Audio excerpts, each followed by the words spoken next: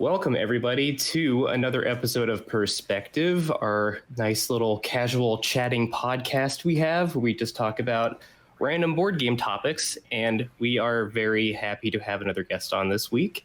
We have Caroline on. If you would like to introduce yourself, give us your Instagram handle, and we'll do a little quick mini interview then, and then we'll get into the topic.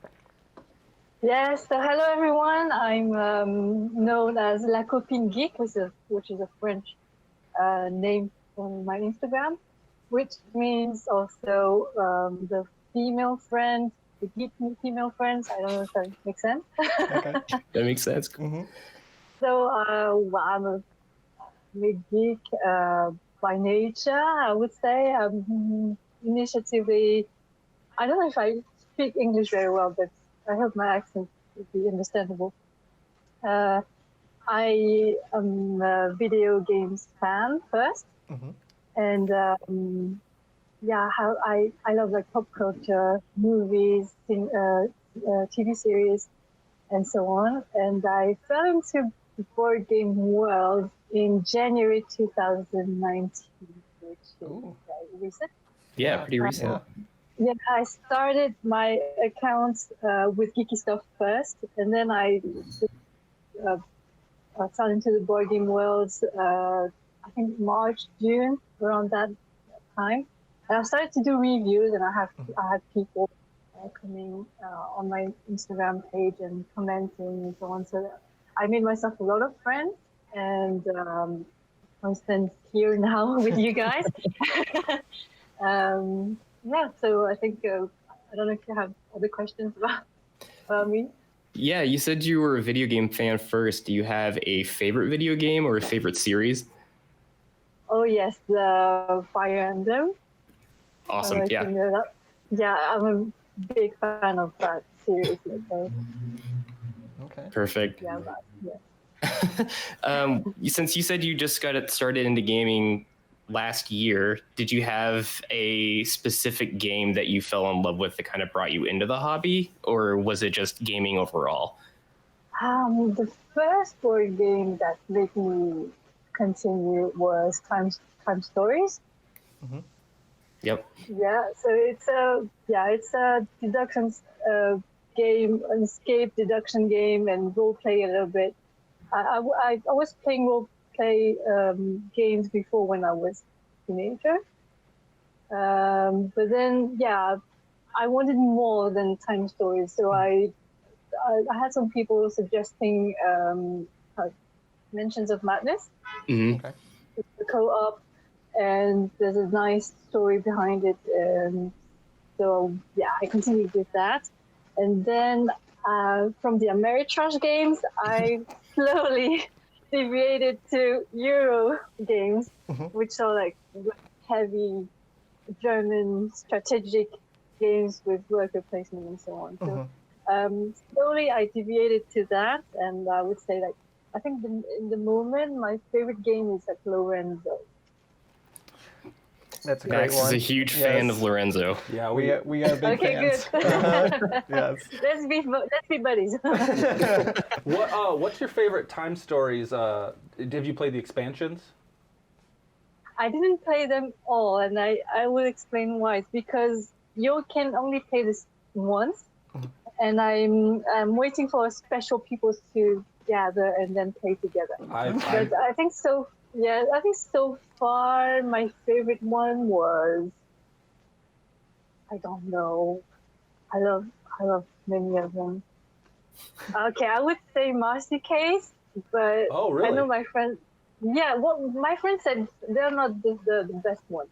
I think I love Marcy Case anyway. That one was fun. I really liked the first one, and I liked Prophecy of Dragons, the fantasy sort of. Oh yeah. I think Prophecy of Dragons is my favorite too. But I'm in the same boat. I bought like almost all of them, and I've only played a couple of them because I'm waiting for friends. So. You're waiting, the chosen ones, the ones who are deemed worthy of playing them. Well, the first group I played it with were like, they didn't love it, so I was like, okay, forget you guys. I'm starting over. I'm getting new friends. So I'm about to. Oh man. Do you have a favorite designer since you brought up Lorenzo as your favorite game? Oh, yeah, Rosenberg, I guess. Stefan Feld. Yep. Yeah, the classics. Did Bonfire get released over there yet for you guys? Not yet. Not Okay. yet. We're waiting for it. We are That's the big one I'm waiting for right now too. But I feel like we're not going to get it in the States for another month or two, and it's horrible to wait this long for it. Yeah.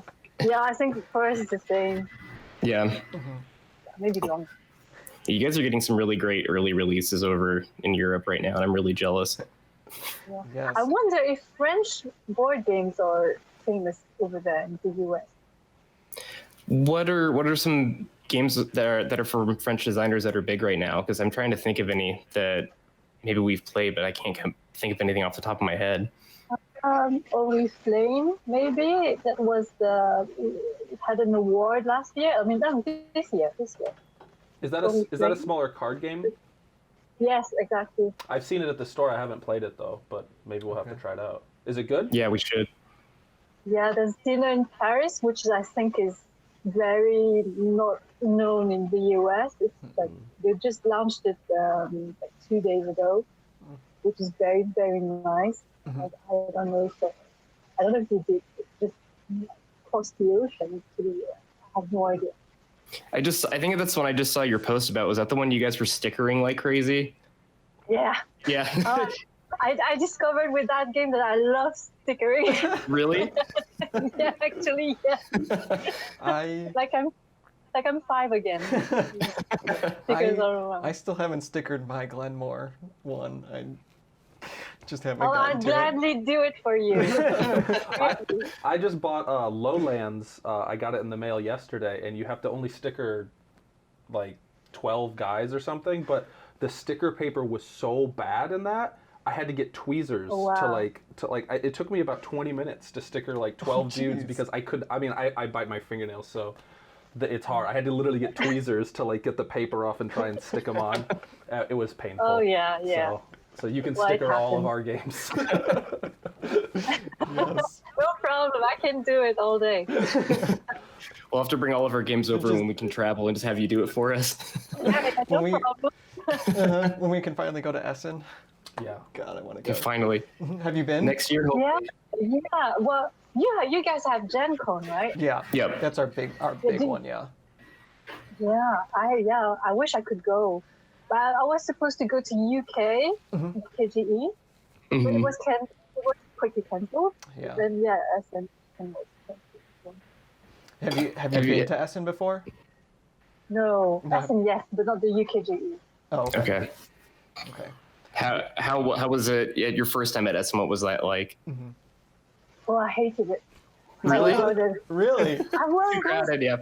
Okay. It's way too crowded. Like it was, first of all, it was too hot, and then there was too many people. I wanted to try the games, but they were too long because I was wanting to try the heavy ones that people were staying like there forever. Yeah. And otherwise, but that's the privilege of being an influencer. But you can have the press pass. So if you get the press pass, you can ask for appointments with the publishers, and then you can play. Oh, So that's I think the main advantage of being influenced besides receiving review copies.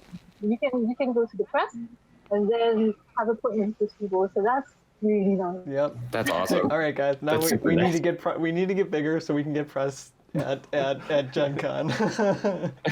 We got a year. Oh yeah, got a whole I'll year. take you guys with. Yeah. Oh, perfect. Where is Gen Con? Indiana. Oh, it's in Indiana? Oh, that sounds Yeah, so it's like- It's like a 6-hour It's- drive. That's no, not Yeah, it's bad. pretty close for us. Yeah, It's less than that. It's like 4 hours from us. I've driven farther than just to go exchange board games. So. Yeah. Yeah.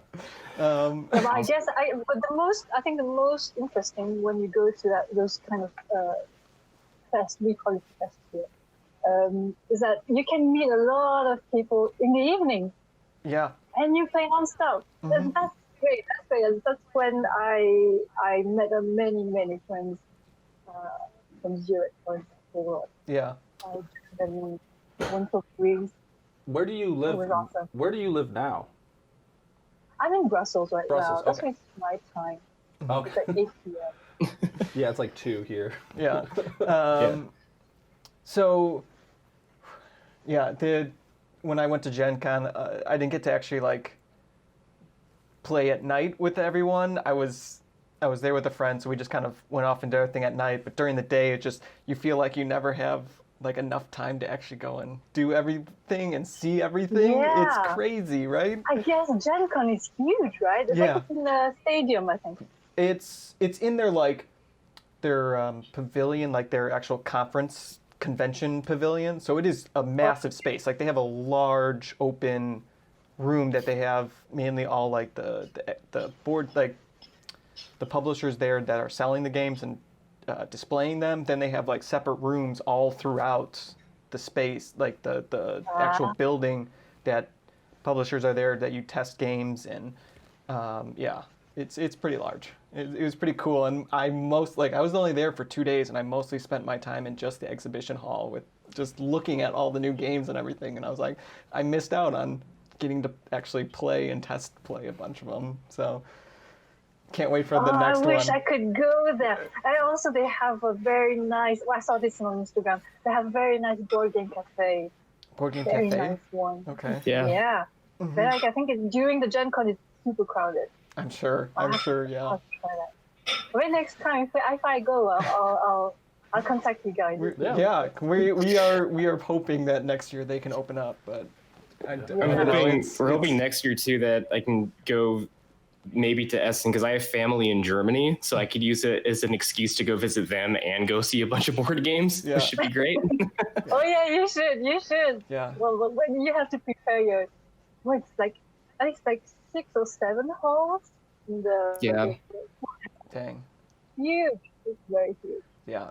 I mean, for the first Let's time make a going to map. Europe, that'd be awesome to do Essen. It'd be great. Is Essen, is it indoors? Because you said it was really hot.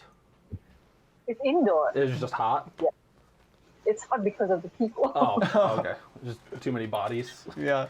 Yeah. I mean, Gen Con was like that too. Like trying to just walk down the aisles, it's so crowded, and then everyone's got like their massive bags that they're carrying, so it's crazy. Yeah. Well, because like Comic-Con and the different things, like when I've gone, have been like C2E2 and stuff, have been like free. They like pump AC into the halls because they know so many people are going to be there. So that's why I was surprised it was hot. Well, I know we have Comic-Con too. I guess Comic-Con in the US must be like incredible. Oh yeah, it's pretty huge here. I haven't been to the really big one in what is it? Sacramento? Yeah, California. In California, Yeah. but we have a couple different cons in Chicago that are pretty big. Very large. Yeah. Yep. But Nice. Very nice. yeah. You had mentioned that your first board games that you were playing are very more story driven. Do you prefer those types of games, or do you actually like ones that maybe a little more theme, where you're talking Euro style with a little less storytelling? Where do you kind of fall on that spectrum? Well, I think I don't like playing co-op anymore. First of all, well, to introduce board games to non-board gamers, co-op is perfect because there's no competition. Yep. That's what I think, and that's what got me into it. But otherwise, now it's not that I'm very competitive, but I like making my own decisions. Mm-hmm. And so I think maybe if you want a game with a very nice story, let's play RPG. But it's way better for stories. And yeah, if you want to play something like more brainy, let's say, and makes you think a little bit more, I think I'll go to the Euro side. Yeah. Yep. That's my opinion. But in the between, I think games like when you have to play detective, or have to deduce something from a I don't know how you call that, a quest. Yep. Like an escape game in-house, did you say in-house? indoor. Well, that's the thing. I think that's the only story-driven kind of game I would play now. Yeah. I've been curious too about this. Just in general with any gamer that I meet now, do you consider yourself a mean gamer? Like, do you like take back games and taking things away from people, or do you like kind of doing your own thing and not getting interrupted? I'm laughing because if my friends would hear that, they would say, "Yeah, she's like, trying to put everybody down," and I don't do that. I really don't do that unless I have to. Okay. But otherwise, I don't do that. I just try to win fairly, let's say. But then if I have to, because I have nothing else to do, then I have to. Otherwise, or maybe I just try to check which one is actually winning and try to drag him down. Yep. But otherwise, I don't hack. I don't do that. I'm not a mean player. I hope. I think. Just an opportunist. An opportunist. Yeah. That's the nice way of saying mean gamer, Max. Unfortunately, let's say that. Awesome. So I think we can go ahead and let's roll into the topic. So Caroline had an awesome idea for a topic about if you are in a relationship or you are with a partner that is not as passionate about the hobby as you are, or maybe not at all, maybe they hate it, whatever that range of not total addict like we all are, and how to not necessarily cope, because that sounds bad, but more of how do you have a relationship in the gaming space with a partner who's not interested in it. I feel like we all have probably been with somebody who's not very into gaming, video gaming or board gaming, whatever it is.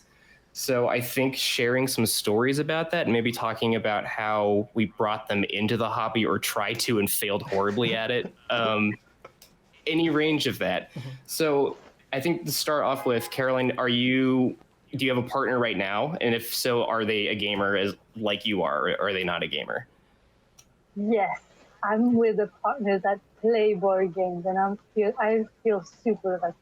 But I've been with an ex that didn't play board games at all and didn't understand my hobby. I think I know with my friends and all the people I've met so far, I think I've seen everything, all the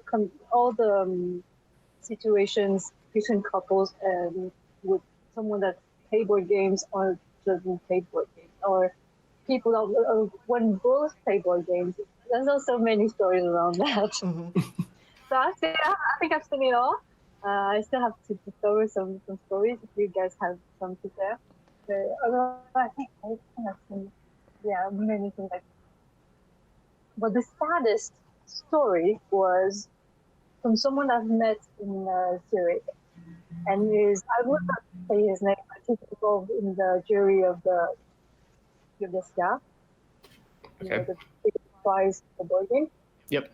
And I've heard this man, he's super sweet, and he has a very huge collection that gave away to a board game cafe.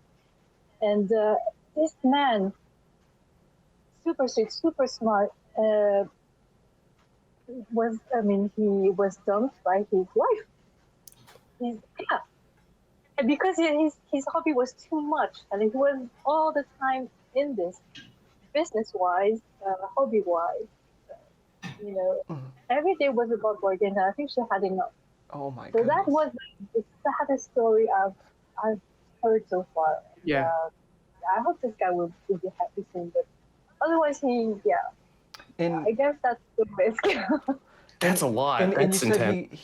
he ended up giving away his collection because of this? I have no idea. I didn't dare to ask, but I know he gave away all his collection, but after he separated. I think it was after. I'm not really sure. But I didn't dare to ask because it was so private. I just met him just once. I had the pleasure to play board games with him. But yeah, that was the saddest story I've ever heard. I think. Oh man. Well, I've heard people that playing too much. You guys probably know World of Warcraft. Yeah. Which is very consuming. Yep. But couples that just split just because of that game. Yeah. But I guess board games, or in his case, with board games, yeah. That's Sad, right? That's super sad. I don't know how to react to that, because it's one of those. Did he try to get her into the hobby with him too, just to like introduce it to her? Probably, Yeah. And it just didn't work. I think. Well, I think they had other problems. Okay. Besides board game, because he's been in this for 40 more years. He played when I wasn't. You've been playing for 40 years? Yeah. And that, oh my goodness, and then, I mean, that can only I can only imagine that feeling of like, your marriage ends because of this hobby that you love for 40 years, then how do you look at the hobby the same way when it's just like, your life feels like it's crumbling, right? I know, and right? Because of it, and yeah, when I was thinking, that guy had this hobby for 40 years, and his wife should have had accepted it. Like, I don't know. Maybe it escalated quickly when after he met her. Maybe he was an average player, but then he intensified his hobby every day. Yeah. Could be. But Yeah. well, this is the saddest one. It makes me think. Well, I was just gonna say that makes me think of, at least for me, like especially in high school, when you really want to have a girlfriend or a boyfriend, but you have like a really nerdy aspect about your life that maybe you don't want to show people. Like for me, for example, I was really into trading card games, and I played a lot of Yu-Gi-Oh in middle school and high school. And if I would meet somebody that I was interested in, I wouldn't tell them that part about what I do because I was embarrassed by it. Yeah. And thought I wouldn't be accepted because of it by this person, which usually wasn't the case. It was just stupid to hide it in the first place. I should have just been upfront about it. But it made me wonder, like, if he was like so deep into the hobby like that, it would be really odd if he didn't tell his partner from the get-go, like, this is what I do. This is like almost my job. Yeah. Yeah. Well, actually, that's his job too. So yeah.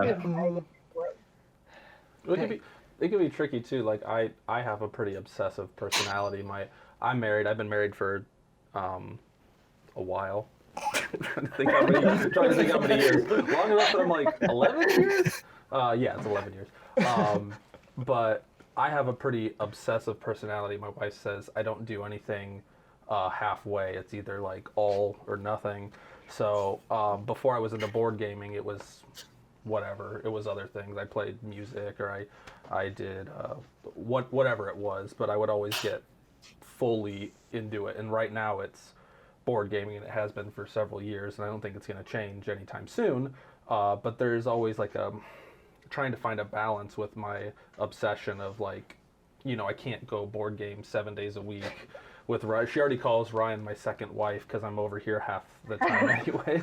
So, but luckily my wife is pretty introverted. Well, luckily, she's very introverted, so she's fine with me a lot of the times going out and getting like my enjoyment and from, because I'm very extroverted, so like talking with people, board gaming, playing with friends, and then I can come home. But she's almost like, yes, please go, take all that energy away, and then give me time to recharge. Oh, hey, Kat.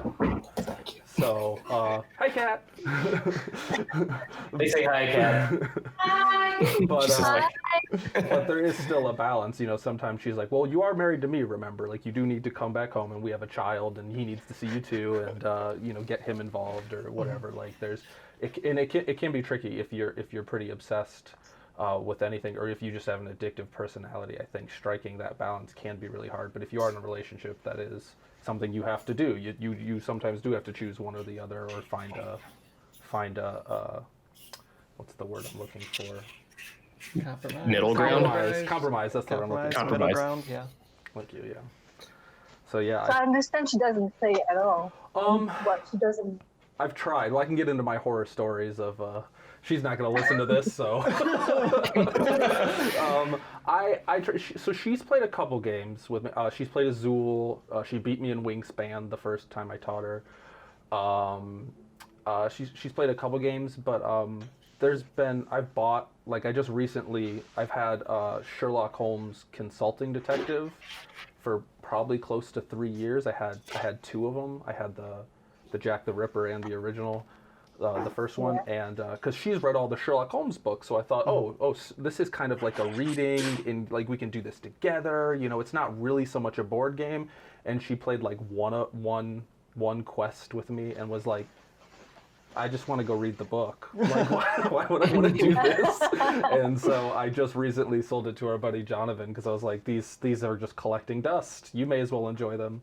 So yeah, I have gone and bought quite a few board games in the hopes to get her involved, or like I even bought recently. I started playing games with my kid. He's 5.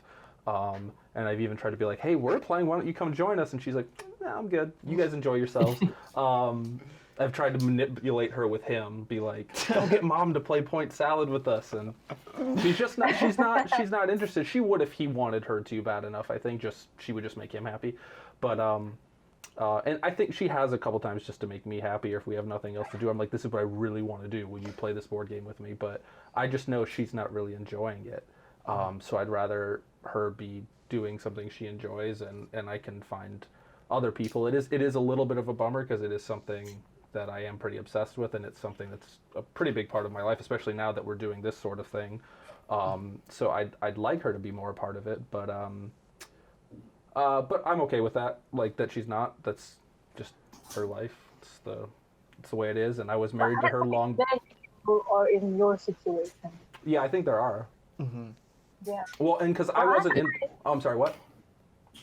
No, sorry. I was about to say I feel like super lucky that now my boyfriend plays board games more than me, like for a longer time.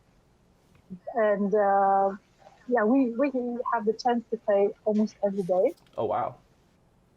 Yeah, but then I have no idea anymore how people do without board games. I don't know what other hobbies are. I have no idea. Like, what's the point now? There's nothing else. Nothing else matters now. But but board games. Yeah. So I when I hear when you talk about your wife, I always wonder, what does she do that? What does she do that? She watches our kid a lot. She does a lot more of that than me. I mean, I watch them too, but she's also a pretty avid reader. She reads a lot of books. Oh, I see. Which was kind of something we did together before we'd get into a book series. Like, she's read Game of Thrones, I don't know how many times. Like, so she has her own hobbies, but and we do have things that we'll do together. But she needs a lot of like her own space and a lot of like time to kind of recharge and be like calm down and read and do whatever. So it actually kind of works that I'll be gone. If she was an extroverted person like me and wanted me around all the time, it would be a lot more difficult, because if she didn't like board games and wanted me around all the time, it would be a lot trickier. But you know, I was married to her long before. Yeah, I got addicted to board games, so it's kind of my fault. Caroline, you said you had an ex before that wasn't that interested in it. Did you try to go out and, like, almost like what Max did, go buy a specific game that you think would get the person interested? Yes. Yeah. Did it work? Nope. What? He didn't see the point, and well, he was, I mean, he's still into video games more. Mm-hmm. But yeah, we played like Seven Wonders many times, but only with other friends. You know, just to be social. Mm-hmm. Yeah. Otherwise, we played together Time Stories because he liked it. But that's it. I tried to introduce him to Pandemic, because it's co-op and Mhm. I'm gonna Yeah. be upset if I win. So I had to introduce some games, but he didn't like it anyway. It was more into video games, and Yeah. So, if you were to come across a couple that one of them really likes board games and one is sort of getting into it, what games kind of would you suggest to the one partner to bring to the other to help bring them into the game, into the hobby? What do you think would be the ones that they could bring to their partners that would help? well, I would say something co-op for sure. But then it's a way of playing. I would say it's not one game. It's a way of playing. I explain myself. If you have your partner that's not into board games and still trying to, I don't know, have to learn a little bit how to play and doesn't know how it works, and well, you have to, how do you say that in English? Make him or her feel smart. I don't know how to. Okay. It's like manipulation, but it's like, but you ask him or her for what he or she would do in that situation every time. Like, what do you think? There's a pandemic here. There's Chicago. What are the cities? I forgot. There's Essen. There's 3 cubes on Essen. What do you think we should do? Or there's 3 cubes there, and what do you think you should do? What are your cards, and what do you think I should do? And something like that. Bring them into, have them have their space. Yeah. Yeah. Make them feel included and like they're almost like they're directing in a little bit of a way, so they feel like they have a voice in what they're doing. Exactly. I think I would do that. Yeah. Okay. Would you suggest letting somebody win if you're playing a competitive game? No, I think no. Let me explain. First of all, I'm not a mean player, but then I think if you let someone win, it's like disrespectful. Like, Sure. I think that's it's a bit. I wouldn't like anyone to do that with me. Right. Even if I'm crying because I'm losing. I don't want anyone to stare at me and make me win. Yeah. Kind of following up with Ryan's question, this is for everybody because I've just thought about this again and I haven't thought about this in a long time. I had an ex who refused to play board games with me or anyone in my group strictly because she didn't want to feel embarrassed while she was playing the game. Oh, why? I never found out exactly what it was. If it was she didn't want to look stupid in front of everyone because she didn't know what she was doing, or she was worried that if she lost, people would think less of her. What do you suggest about people that are like that? They just refuse to start because they're afraid that they're going to look stupid because of it. I'll let you guys answer first. Well, see you next. I think I'm trying to think. Boyana, I don't know if Keegan, if you played with her, but she was a little bit that way, and I was trying to get her more into board games, and I think I would try to introduce her to some games that maybe I figured that she could probably click with easier, so she didn't get that feeling, right? And I didn't try to bring any sort of heavier, like more thinking type games. I tried to bring ones too that maybe had a theme that she liked, so at least then she could feel more part of it and maybe then take away from that like anxiety that she might feel, right? Like she can feel like she can become more immersed into it, right? She may like the art or the theme of it. We played viticulture, we played Arboretum, which she really loved, and she was able to click pretty pretty quickly with that. And so it slowly started to get her to open up more and want to try some other ones. Eventually, like her and I were the ones that went to Gen Con 2019. And she ended up like wanting to get Copenhagen, and just because I think the whole theme, and then like it related, like we're both architects, right? We work together, and that like just that idea of building up this building kind of really intrigued her, right? And she didn't then it just kind of like she drew her to her right away, right? And she might not have like been like, oh, this is too much or too hard. Like at least she then was engaging with it more, and so I think trying to do that is a good way to help someone with that kind of anxiety. Yeah, I think 2-player games too. I think if somebody has that sort of social anxiety or something, then it's like, if it was like my wife and she didn't want to feel dumb in front of a group, well, she probably wouldn't feel bad feeling dumb in front of me. And 9 times out of 10, she'd beat me in a game anyway. That's the weird thing. Like, or some people are just really, really competitive and don't want to lose, and so they don't want to even put themselves in that position unless they know the game like backwards and forwards, I think. So there's certain people who only play like one type of game or one game, but I think 2-player games can be a good way around that too, of introducing people. But also some people just like as obsessed with as we are, like just, I mean, they'll placate you or me or whatever, but they just they're not interested. I mean, like as many times, like if my wife was really into baseball and she brought me to 100 baseball games, like I'd go, but I wouldn't care who won. Like I don't care about baseball. So yeah. I think what you said, finding a nice theme, or I think that can be helpful. Yeah, Caroline, what do you think? Hi, well, thank you guys, because I would never thought that people would be embarrassed playing board games.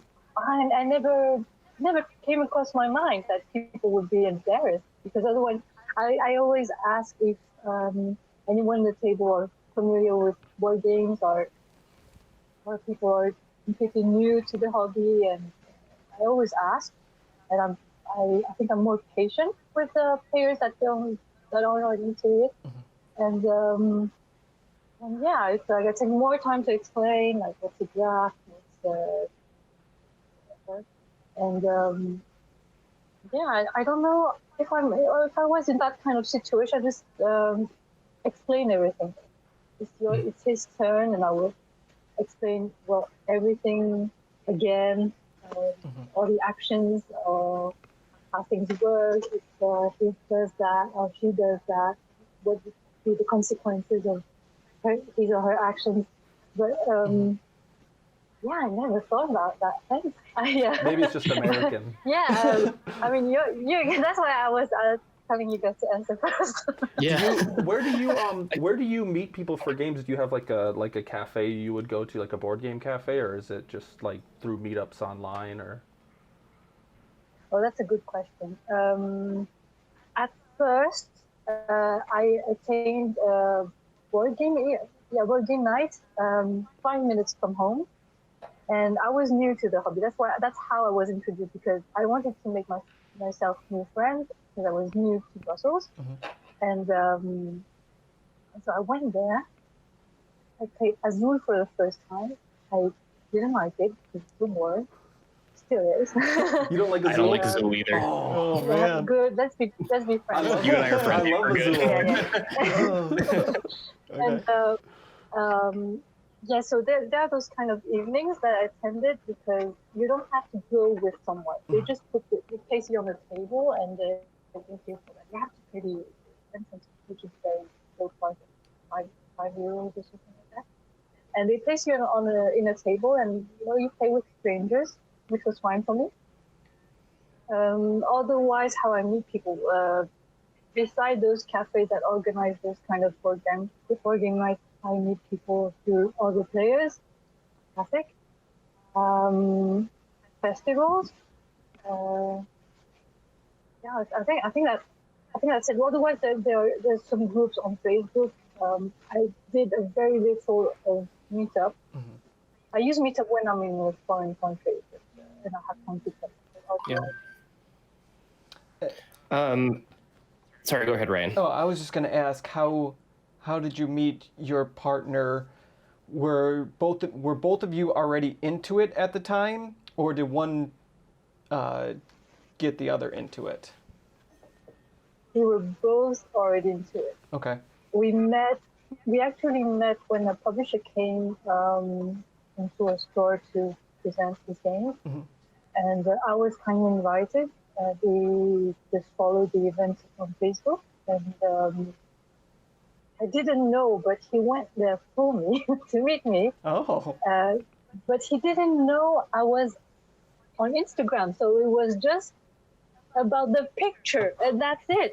I was like, you guys are crazy. Like, you go to an event, you don't know anyone, and you just follow a girl for the picture.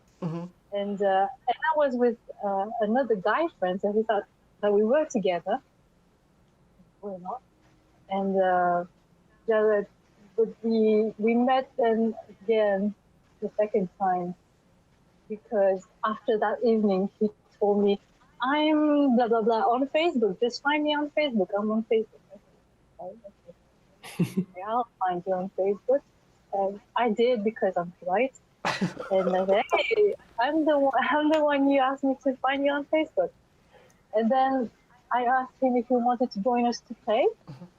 And he like ghosted me for weeks. Whatever. Okay? And well, I didn't know he came to the event. He told me like way out. And like, yeah, I had to insist like many times, do you want to join us? Do you want to join us? And like, I think for the fourth time he said yes. He joined us, and then we played together. Yeah, regularly together. That's the starting point. It's super nice that you guys were both already into the hobby. Like, you made it super easy, because my wife and I, we met doing theater together, and she wasn't really in the board game hobby yet. She's also a super big nerd and loves anime and like video games. So we had that link, but then I introduced her to some more of the board game stuff and showed her Castles of Burgundy, and that's what got her more hooked into gaming. So she's very specific about what games she likes, but usually whatever game we play, she wins and just totally destroys me. What kind of game?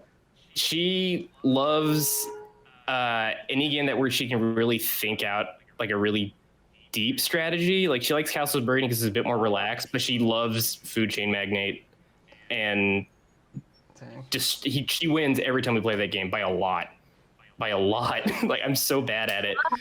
But she's also really competitive. Like, she tells me when I go over to play with Ryan and Max, she says, you better win or don't come home.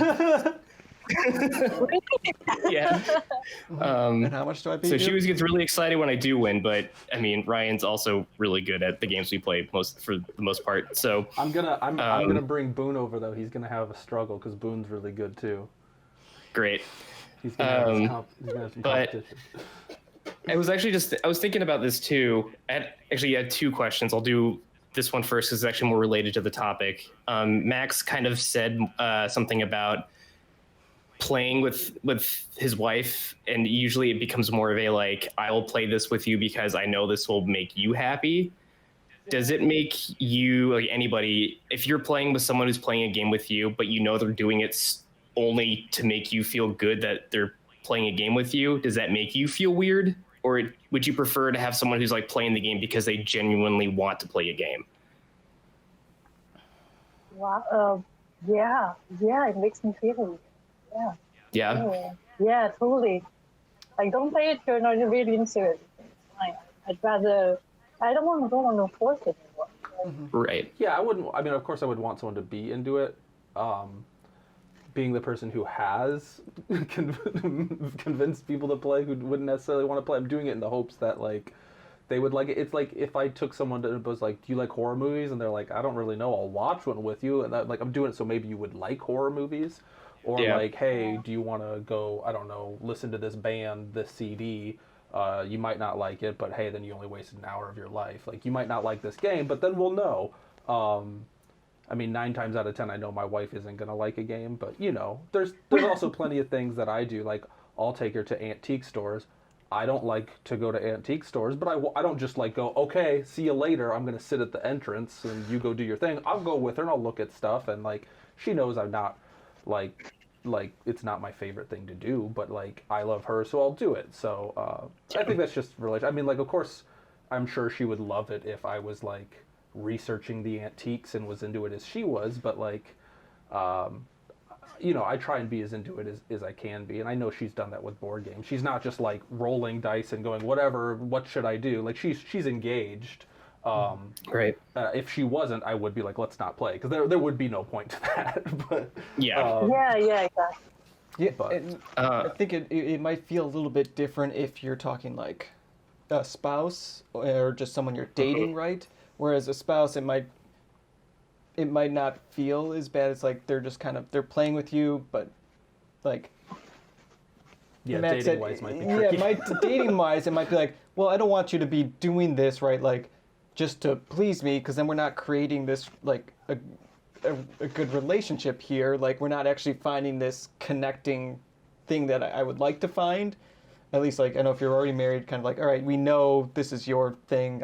I'm not into it, but you're kind of enjoying it with me. Whereas, yeah, if you're kind of dating someone, that might not necessarily be a strong, like, bonding thing. Yeah. If you are just sort of like, you're just sort of appeasing me here to play with me because I like it. Would you, or you, because we're both, well, not that marriage is forever, but hopefully. But would you date somebody, like if you ever had to, would you date somebody who was completely not into board games?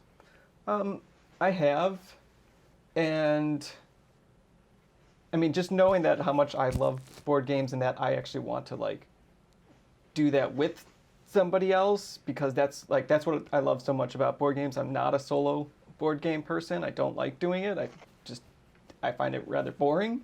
It's being with someone else and like doing that interaction with them and just being there that I found that I've enjoyed a relationship more when it is someone else who does like the hobby, even if they're not quite as into it as me, but is there playing them and they actually will enjoy them, versus someone who's just kind of ambivalent about it. I don't know that I would go into relationship at this point knowing that person isn't really into it. So you're trying to replace me. That's correct. Yeah. Well, I think the only time I kind of insisted that someone plays board games, certain board games with me was maybe because I had to review the certain delay, and I think that's the only time I kind of forced someone to play board games with me. Yeah, I've never forced anyone against their will. I've just begged. That was my boyfriend, and he didn't want to play that specific game because it was boring. I think it was boring. I had to review it. Yeah. The other thing I was thinking about too, when you were talking about going to cafes for meetups, since you do live in Europe, I was kind of curious about gaming. Like, this is a slight tangent away from the main topic, but I'm really curious about it. Since you can give a unique perspective, is gaming cafe or gaming culture different for women in Europe as it is in the US?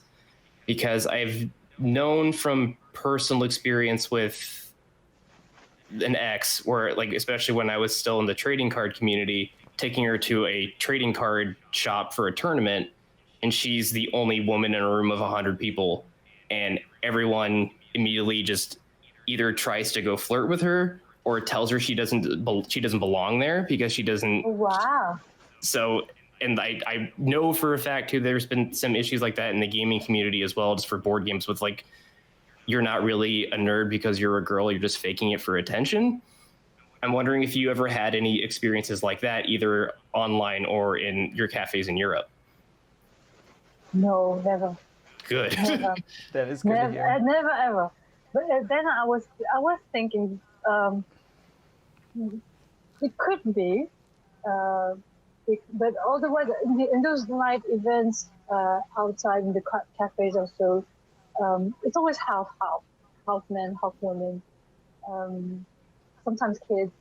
But yeah, it's very mixed, so I think that's okay. But otherwise, I would observe that many groups, like regular groups, mainly composed of men.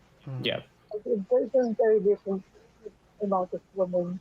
Like even in my group, we're only 3 women, and the rest are guys. Yeah. Yeah. So yeah, I observed that in small groups, regular groups, there would be more guys. In the cafes, there were completely mixed. Sorry. I was gonna say, but even in the cafes and like the groups, though, I mean, women are accepted. They're not harassed for any reason, though, right? No. Good. No. Perfect. Here they take it very seriously, harassing women. Okay. Yeah. It's a big thing. Yeah, I think there's some. It's a discussion we need to have here in America. Yeah. Because we definitely, we've heard from other people too, in that there's, and Keegan's experience, there has like, the guys sometimes can make it feel almost like it's their thing, and when as more women are trying to get into the hobby, it can kind of be a little off-putting for them because of yeah, I would say that's very true in the video games. In video games, yeah. For example, I would say that. Mm-hmm. But then, yeah. Well, I was a woman in World of Warcraft, and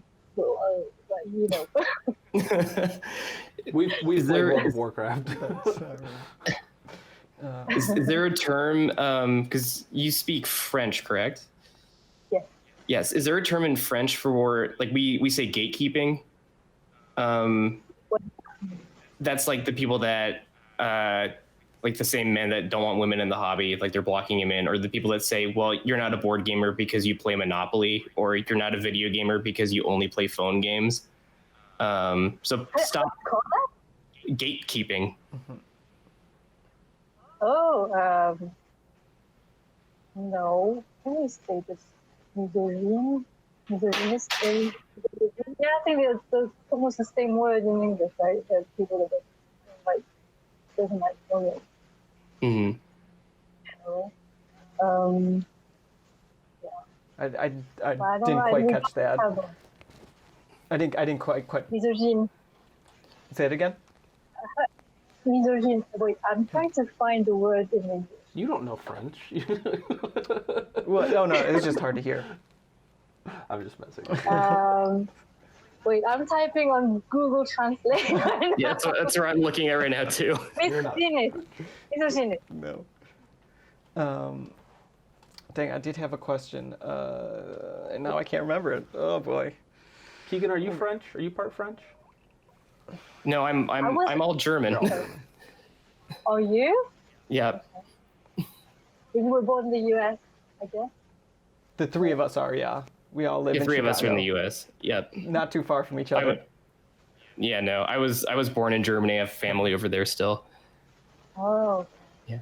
Well, you have a reason to go to Athens. Yeah. Yep, exactly.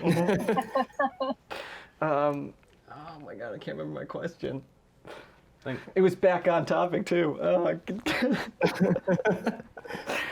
Was it related to the topic, like couples? Yeah. Happy couples? I can't remember the question. Or not really happy couples? What's that?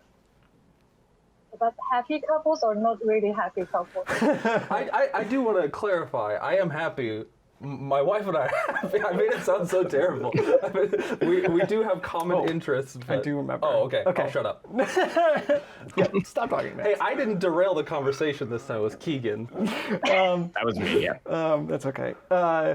So, with this is more for Keegan and you, Caroline, because your partners do both play board games. And Keegan already mentioned cat get pretty competitive. How is your spouse on it? Is he pretty competitive too? Caroline? Yeah. Yeah. Yeah, we're in war. I'm very upset when I lose against him. It's terrible.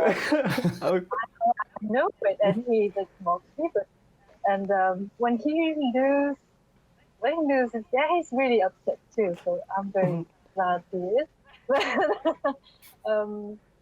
But yeah, we are very competitive Yeah. between us. So But with the others, we're very fine. That's one thing. yeah, my question was going to be like, so if each of you in your relationship are competitive, how do you handle when just a game gets really heated, and how do you get it so that you don't get like really mad at each other? Or has there ever been a case where it's just like it's come down so close and you end up getting really heated over it? No, not really. He was upset / sad, but not very, not mad at me. But I've seen bad couples.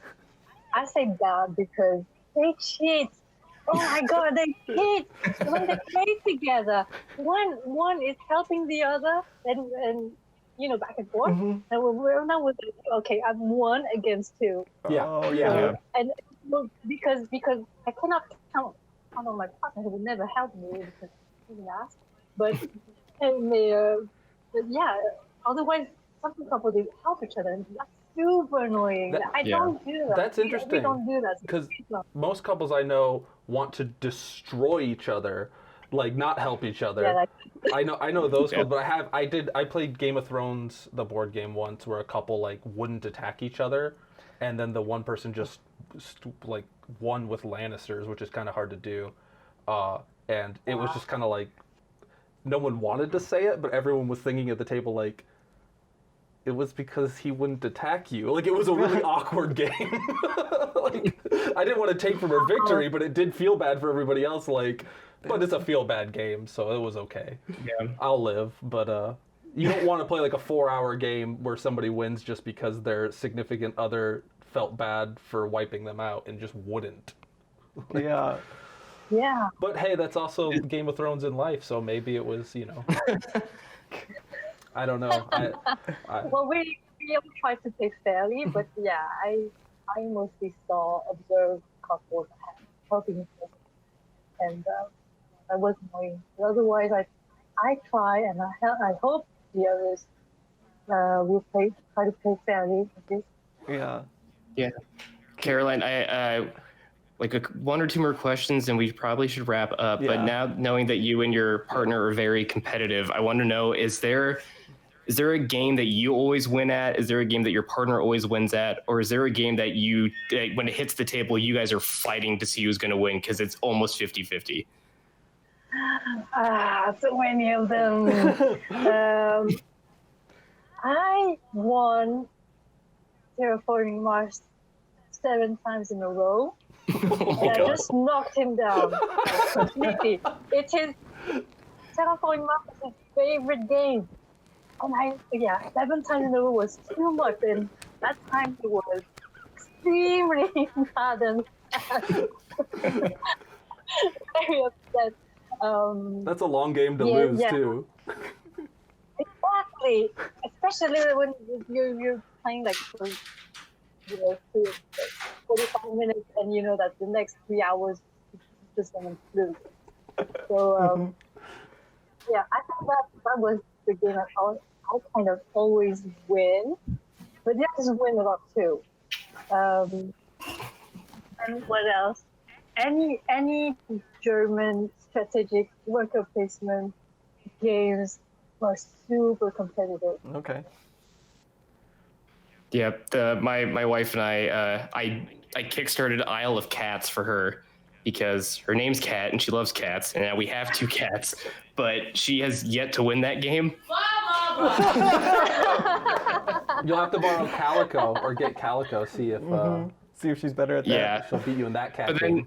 then the other way around though too, like I love splatter games, but anytime we play any splatter game, she destroys me and I have no chance. So I think we're even. And then Castles of Burgundy's our back and forth one where it gets kind of heated on who's taking what tile. But that one, it's just one of us will win. It almost goes back and forth every time we play it. And how about 2 players game do you guys fight? Like duel or? Like a 2-player only game. I'm trying to think if there's any 2-player only games that her and I play a lot. Fields of Arla, actually. She really likes that one a lot. But that one, it's kind of hard to get mad at each other in that game because that game is so relaxed. Yeah. Okay. Like it'd be really weird to yell at them, be like, "You stole my horse!" Like what? Like it doesn't work. But like we don't play a lot of just 2-player games together. Like if we do play a 2-player game, it's usually Castles of Burgundy, which plays up to 4. But I think the game plays best at 2. But I usually play 2-player games with Ryan, and then Ryan always beats me. Yeah, I have that other game too, VC deck building game. Okay. Mm-hmm. You know, the card game. Yeah. Very nice. Yeah. Yeah, and a card building game, and I always win, but that one time I lost. And my gosh, I was so upset. I couldn't look at him. Really, I was super upset, and I was just like, it's just bad luck. It's just bad luck. You had the best card, and you just went for it. But I didn't have a chance I always to clean my deck. I feel bad when I win. I actually like I'll try and win. I'm competitive, but like I almost feel worse when I win than when I lose because everyone else is like, Really? yeah. I mean, I'll try. Because you're a nice person. I'm sorry. What? Because you're a nice person and you have a good heart. He's too nice. I don't. No, he's too nice. I don't think that's it. You're too nice. I think I don't know. It's a personality flaw or something. I don't know. No, you're just the too nice guy in our group. Like my wife even says, like Max is your guys' teddy bear because he's just a nice guy and he wants everyone to be happy. Well, I do want like I'll try and win, but then it's usually after I win and everyone's like, let's not play that again. I'm like, next time I'm not gonna try and lose, but like I don't get that like I don't know if it's like what is it, endorphin rush or like I was never competitive in sports or anything either in like high school. I was like, sure, I'll shoot the ball, but like I was like, we're just throwing a ball in a hoop. It's not going to mean anything after high school, and it doesn't really mean anything in high school. So like I try and win because I want. But then aren't you upset when you lose? Yeah. I think my brain doesn't want me to be happy. I don't really get that upset though. I think I said last time or in one of our reviews we did recently, the last game we played, perSPECtive. Have you played that? No, not yet. That was the angriest I've ever gotten in it. I was actually angry. I rarely get like. It was weird. I was angry, and I was like on the verge of winning. But that game made me angry. Like I don't mind losing, or I'll feel bad if I lose, but I'm happy like someone else. If somebody did something clever or they just played better than me, then that's my fault. I can own that. So I don't mind that. Or if there's like a lot of randomness in like a newer player game, like a newbie game, I don't mind that they won, and I'm not going to try and take it away from them. But yeah, PAX Premier actually, for like the first time, I was like, oh, this is rage. This is what this feels like. I think to make it worse too, no one actually won that game yet because Ryan and I had a double tiebreaker, and the last tiebreaker in the rule book says we have to have a kebab cook-off, and whoever makes the best kebab is the winner, which we haven't done yet. So technically, no one's won that game yet. Wait a second, I didn't even think about it. Can you do that? Huh? Can you do it? Make a kebab? Do what? A vegan kebab. Yeah, Okay. make a vegan kebab. Right. Well, if I'm the judge, you better not. I'm gonna lose because you're not gonna like Don't tell it. me which is which. Don't Don't tell them which is which. But, Cool. yes. One more question that Max has made me think of for everybody, but I'm curious about what you're gonna say, Caroline, since you and your partner get so intense with your games.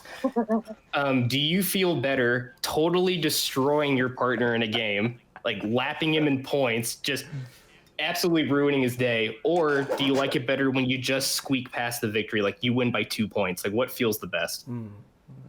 I don't know. I probably feel like Max if I won, by that far. Yeah. Like, I would feel bad. Like, what did you do? You just let me win, or did you have to do slept badly, or "Oh, are you tired?" You know. But actually, my partner is one of the smartest person I've ever met. And that's actually why I invited him so many times to board game, because he's very, very, very smart. And I always I always won by a little, always. Yeah. But then,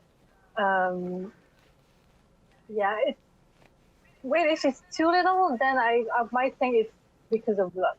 Really. It has to be like in the middle. Yeah. Not too far. If it's too far, I feel bad for him. Yeah. But if it's too close, then I think it's almost even. I like the little bit because there's a tension there. If it's like they beat you by 150 points, then it just feels bad for everybody. Well, I don't know. Actually, let's ask Ryan, because Ryan has almost lapped me in several games, and does it feel I've done good? it does. Ryan's out of the interview. I've almost lapped both Keegan and Max in multiple games. It feels good? It feels good because I'm like, face? look, it feels good because I'm like, dang, I must have done something like really, like my strategy must have been really good if I was able to pull this, because like the two of them, they're good players. They're not bad. Like they're competitive with me. So like if I managed to do that, I'm like, dang, my whatever strategy I did that game, it must have been really good. Yeah, I guess I haven't thought of it that way. Because you guys do, like, there's so many times we're so close, or there's plenty of times you guys beat me, so it's not like and so yeah, if in that case that happens, I'm like, dang, all right, I personally did, like, whatever I did was apparently just a really good strategy that game. And I screwed up really bad. That's it. We also are like, we're also good at different games. Yes. Like different types of games. Like Ryan is insane with like Euro games because he finds the most efficient route. But then I'm more of, I don't like spatial awareness games and tile placement games, but I'm really good at them. But I don't like them. That's weird. Yeah, it's weird. And then Max just kind of can play everything. I just like everything. Yeah, for the most part. Yeah. I see.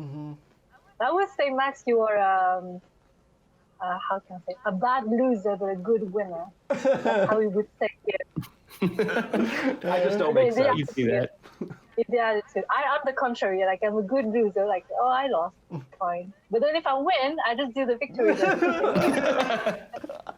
And upset everybody. Yeah. Oh man, that's great. Oh man. All right, I think on that we will cut here because we've been talking for like an hour. It went by really quick. Went by super fast. But thank you everyone for watching the video. We will link everyone's Instagram accounts in the profile. But Caroline, if you want to tell everyone again what your Instagram handle is, or if there's anything else you want to shout out, go for it. Okay, you can follow my Instagram. My account is Lacopinegeek. Lacopinegeek. I know you know how to spell it. If I say it like that.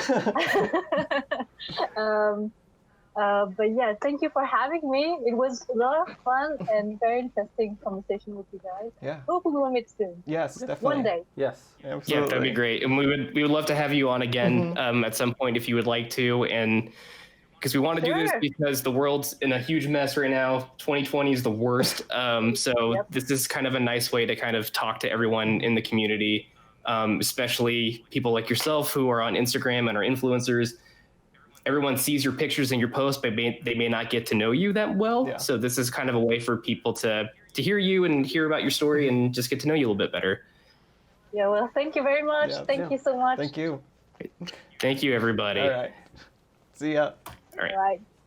Bye-bye. Bye. Bye.